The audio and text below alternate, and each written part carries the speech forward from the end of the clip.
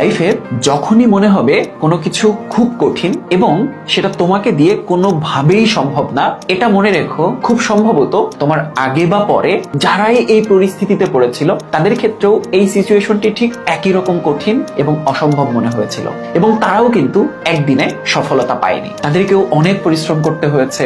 অনেক ক্ষেত্রেই শেষ পর্যন্ত তারা সফল হয়েছিল যারা শুধুমাত্র হাল ছেড়ে দেয়নি বলে। তাই হাল ছেড়ো না, আর একবার চেষ্টা করো, হয়তো এবার না হয় পরের বার সফলতা কিন্তু আসবেই। লাইফে কোনো ইস রাখা যাবে না, যা হবে সব সেরা, প্রতিটা কাজ সেরা, প্রতিটা মোমেন্ট সেরা, প্রতিটা দিন সেরা, প্রতিটা সপ্তাহ সেরা, প্রতিটা মাস সেরা, এবং তাহলেই দেখবা প্রতিটা বছর হবে সেরা।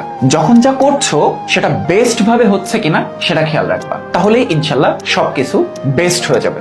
মাথায় রাখবা এই কাজটা আমার থেকে বেস্ট ভাবে, এর থেকে আরো সুন্দর ভাবে আর কেউ করতে পারবে না। এই মাইন্ডসেটটা অনেক বেশি জরুরি। ঠিক ততটাই এফোর্ট দিবে কোনো কাজের সময় যেন এর থেকে বেশি এফোর্ট আর কারো পক্ষে দেওয়া সম্ভব না হয়। এক্সাম হল থেকে বের হয়ে ইস আমি আরো একটা প্রশ্নের উত্তর করতে পারতাম, আরো একটা যদি মার্কস পেতাম, এরকম কোনো ইস রাখা যাবে না। প্রতিটা জায়গায় নিজের যোগ্যতার সবটুকু দিয়ে আসতে হবে, নিজের সেরা পারফরমেন্সটাই দেখিয়ে আসতে হবে লাইফের প্রতিটা খেলায়। তবেই তুমি সেরা, তবেই তুমি জয়ী।